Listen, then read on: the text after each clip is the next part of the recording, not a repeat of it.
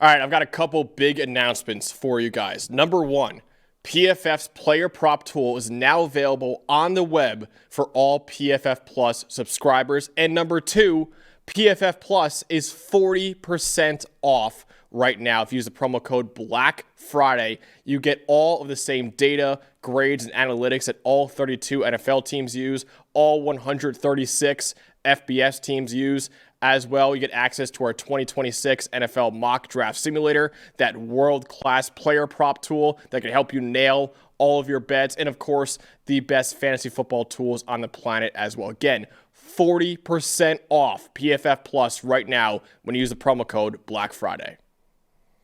The biggest game of the weekend, the biggest rivalry game that we have in college football. It's the game. That's the nickname for the game. The game. Ohio State at Michigan, 12 p.m. Eastern Time on Fox. Can Ohio State finally get the monkey off of its back in this one? Ohio State won its first national title in a decade last year, but pretty much every Buckeye fan still wouldn't say that last year was a complete success. It's probably the only fan base in the country that could win a national title and still say, yeah, not a perfect season though for us, because they again lost to their arch rival against Michigan for a fourth consecutive season, despite entering that game as 20.5-point favorites. The Buckeyes right now look like, once again, the favorite to win the national title this year, but they still need to get over the hurdle that is taking down the Wolverines. This game is in Ann Arbor as well. A win for Ohio State will send the Buckeyes to the Big Ten championship game. If they lose to Michigan, they could still make it to Indy, but that would require Oregon to lose to Washington and also Indiana to lose to Purdue, and what would be probably the biggest upset of the entire season. The Wolverines, they are still alive as well for the Big Ten title race. They have to win, and they need either Oregon to lose to Washington or Indiana to lose to Purdue. And Dalton, if both those happen somehow, and Michigan beats Ohio State, we get Michigan against Ohio State in back-to-back weeks in the Big Ten title game, which would be absolutely ludicrous.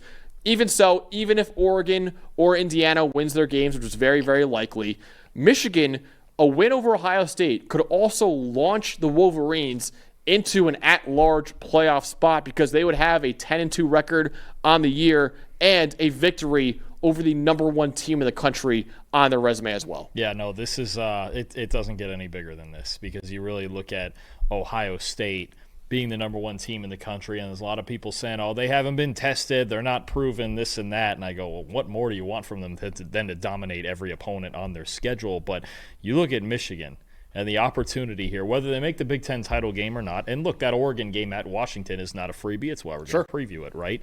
But you look at Michigan. I'm very curious to see where they come out tonight in these rankings, right? Could they be as high as number – well, they're already at number 15. That's in the AP. Hang on. The CFP, we need the new one. So if the AP is correct about Michigan being at number 15, which I think is reasonable, yeah, how much higher does a win over this Ohio State team put them? Right? Would they even want to play in the Big Ten title game at that point? Yeah. Honestly, because I mean, and their two losses, you want to talk about good losses, which has been a topic of conversation. The two losses are USC and Oklahoma, two pretty darn good teams, right? And you're talking about a team that will have just beaten Ohio State and all the momentum from that, and then you have a whole bit of – they're still the biggest wrench to me that could be thrown into the college football playoff. Them and maybe Vanderbilt later on when we talk about that. But I think the opportunity in front of them is big time. They get the game at home. In Ohio State, well, now we get to find out how much composure your redshirt freshman quarterback Julian Sayin has in his first matchup with Michigan. This is going to be fun, Max. It's always fun, but this is going to be even more fun than usual with the stakes at hand. I cannot wait for this game on Saturday. It's always one of the biggest games of the year, no matter how good Ohio State or Michigan is, but it's always awesome when both these programs have a lot to play for, and both these programs have a ton to play for in this game. Dalton, you have the Ohio State offense that has a Heisman hopeful quarterback in Julian Sayin, the best receiving core in the country with Jeremiah Smith and Carnell Tate, both hopefully healthy for this game. But you want to talk more about this new run game that's been so good for the Buckeyes recently. For sure. I think when you look just surface level at this matchup, your eyes are going to be drawn to Julian Sayin and Jeremiah Smith and Carnell Tate. And they've been banged up. They didn't play last week. I think that was probably a little bit intentional, knowing, hey, we could probably take Jeremiah, by the way, he went on the Caleb Downs and Josh Downs podcast, which is a great podcast, by the way, go listen to it. He did go on the podcast and say, I'm banged up, but I should be playing this week. So I would expect Jeremiah Smith at least to be out there. And I think Carnell Tate might be out there too. We'll see. It's the Michigan game. Yeah. They're going to play. They had a good feeling they could beat Rutgers even without those two guys. But that, I think, is part of the story here, right? It's, there's a lot of this game that is going to come down to Julian Sayin versus Wink Martindale in obvious passing situations. Julian Sayin, the highest graded passer in the country against the blitz, and all of that is going to matter. But one thing that for a long time this year that I was curious about, especially when it came to this matchup, is Ohio State balanced enough? Are they balanced enough, right? Because you don't just want to walk into the big house against Wink Martindale and all the talent on this defense and throw the ball every single play. Well, I think Ohio State, I think Brian Hartline and Ryan Day, they knew this going into their bye week a few weeks ago, going, you know what? We need some semblance of balance. Last year, why were they so good? They had so much balance with 2 NFL running backs plus the best receiving core in the country. This year, trying to find it. Lately, they have handed the ball, they've handed this backfield for the most part to the true freshman, aptly named Bo Jackson. You also still have James Peoples complimenting there. You have C.J. Donaldson as a short yardage back. You're getting this trio of running backs going. And over the last 4 weeks, Ohio State, 8th in the nation in rushing grade, 5th in run blocking grade, 10th in yards after contact per carry, and 5th in explosive run rate. This is working. To be honest, I almost want to say that these receiver injuries, they're not major. Guys banged up, missing a game here and there. Both of them out last week against Rutgers. And yes, Rutgers is a terrible defense. But any team down their top 2 receivers, you got to work through it a little bit. They've been doing it running the football. The offensive line has been outstanding. The group of tight ends, especially Max Clare and Will Kaczmarek, they've been outstanding blockers this year, leading through the hole for these backs to get through. I think this is going to be a big storyline in this game. Now, Michigan is not UCLA or Rutgers or any of these other teams, that are not quite on that level that Ohio State's been playing. Michigan is 12th in the nation in run defense grade. You got guys like Jayshon Barham off the edge who've been outstanding off the in run defense off the edge. Derek Moore is great. Rayshawn Benny on the inside. Ernest Hausman at linebacker. This is a legitimately elite run defense. If Ohio State can come out and play with balance in this game, I feel a lot better about their chances to go in and win it than I did a month and a half ago, where I was still kind of thinking, love this team. They might be the best team in the country. They're a tad one-dimensional. They don't look quite as one-dimensional lately over the last month. To me, there's going to be moments in the game where I think Bo Jackson is actually the guy in the spotlight more so than Jeremiah and Julian and Carnell Tate and everything else going on the outside, because that is going to play a huge part. No question, you're going to see Jeremiah Smith make some plays in this game. But I think Ohio State's ability to balance themselves out, and they lost this game in the trenches last year. They did. So their offensive line, if they want to win this, they got to come out pissed off and ready to go, because they've been the biggest theme the last 4 losses between these two, and Ohio State losing all these games, as Michigan has been more physical. Ohio State needs to match that in this game. I think that starts with their run game. Don't make Julian Sayin, for as much as we love him, Heisman favorite for us right now in that race. That might get decided even next week. But Ohio State needs to run the ball. They got to have some run game. They've been working on it the last month. I want to see if they can do it against a big-time defense in the big house. And their offensive line has played so much better than it did last year, and you're completely right, Dalton. That offensive line, I would say right now, they lost that game single-handedly last year. That's the reason why Ohio State lost that game. It was like a 13-10 final score. The offensive line was abysmal for Ohio State in that game against Michigan. It's a lot better this year right now. We'll see what they do against one of the best run defenses in college football. I have the same exact matchup on the other side of the ball. So even though, Julian Sayin and Jeremiah Smith and Carnell Tate are phenomenal, Dalton wanted to talk about the run games. It's a new development for Ohio State. This should not be a shocking preview at all. Michigan is going to want to run the football against Ohio State, because if they put Bryce Underwood, a true freshman quarterback, a lot of pressure on him and a lot of pressure on what's been an overall okay receiving core against an elite secondary, don't think Michigan will have much success offensively. They need to run the ball in this game. They run the ball on 54% of their plays. That's the 7th highest rate in the Power 4. Michigan also has top 25 grades in the country in terms of rushing and in terms of run blocking as well. Star running back Justice Haynes is out with foot surgery. He probably won't be playing in this game, but his backup, Jordan Marshall, picked up right where he left off, 537 yards after contact this year. That's 5th among all running backs in the Big Ten, and he has a 86.1 PFF grade. That's 6th among all running backs in the Big Ten. Now, he did miss this past week's game against Maryland with a shoulder injury, but he was a game-time decision for that game, and a lot like Jeremiah Smith and Carnell Tate, I'm sure he's going to do whatever it takes to make sure he's on the field for this week's game against Ohio State. Now, the problem for Michigan, though, and like the problem for Ohio State could be too, is that Ohio State does, one of the best run defenses in college football. They're 6th in run defense grade this year, they're 6th in tackling grade this year, and they're 7th in yards per carry allowed this year at 3.6 yards per carry. No team, not a single team this year, has run for even 170 yards on Ohio State's defense this year. 4 of its 11 opponents crossed 100 yards this year. So 7 times this year out of the 11 games Ohio State has played where the opponents have not even run for 100 yards against them.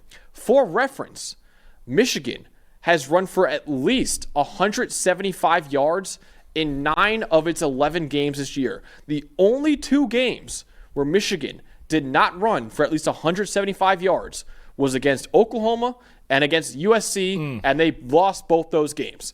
So you're looking at this right now saying, okay, if we can't run for at least, I would say at least 200 yards in this game for Michigan, I think Ohio State's defense has a big time advantage. Expect Ohio State to stack the box in this game and dare a true freshman quarterback, a very talented one, but still a true freshman quarterback in Bryce Underwood and his average receiving core to win this game against that secondary. Yeah, no, and I think another big element, you mentioned Haynes being out. There are questions as to whether the tight end Max Bredesen, who is their highest graded run blocker this year, there's questions about whether or not he's going to play in this game as well. And I think the idea is the same. You know, I talked about it with Julian Sand versus Wink Martindale. You do not want to overexpose a true even a one as good as Bryce Underwood. You don't want to overexpose a true freshman quarterback to everything Matt Patricia can throw at you on the back end of this defense in coverage, especially messing with his eyes, rotating coverages. Who knows where Caleb Downs is going to be on any given play, but you mentioned it with the run game. You've got big Caden McDonald on the inside,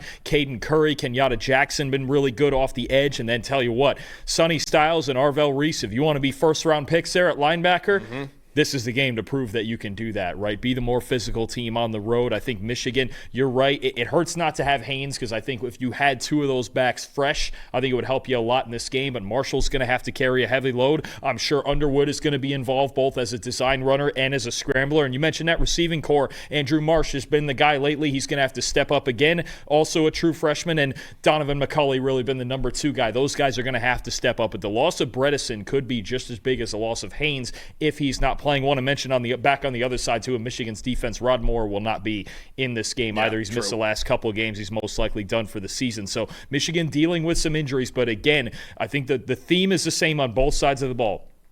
Be the more physical team and do not overexpose your freshman quarterback to an NFL, basically an NFL defensive coordinator here and all the exotic things they can do to you. Yeah, basically 2 freshman quarterbacks, like a redshirt freshman in Julian Sand and a true freshman in Bryce Underwood. He has a great point on the injuries for Michigan too. And again, Jordan Marshall did miss this past game against Maryland, but I do expect that he probably will do whatever it takes to make sure he's on the field for Michigan. If he's not out there for the Wolverines, I really struggle to see how Michigan's going to be able to win this game. Ultimately, Dalton, will Michigan beat Ohio State for a 5th year in a row and launch themselves into a potential at-large playoff spot, or will Ohio State get the monkey off their back and take down the Wolverines? I do think this game's going to be very close. I did not like when that line opened at 12 and a half. Yeah. I don't even like it now at 10. If I'm taking the points, I'm taking Michigan. I think defense is going to be the theme in this game. I think both quarterbacks are going to be challenged to make tight window throws. That being said,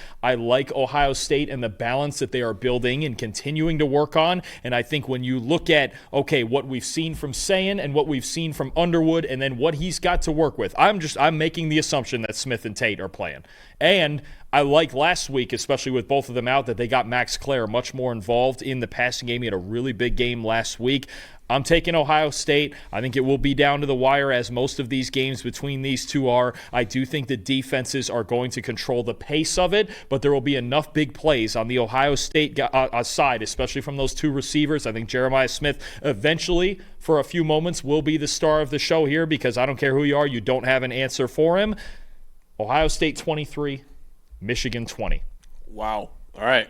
I am picking Ohio State as well. I am taking them to win by multiple scores, actually. Oh. I have Ohio State 31-17 for the first time in 5 years.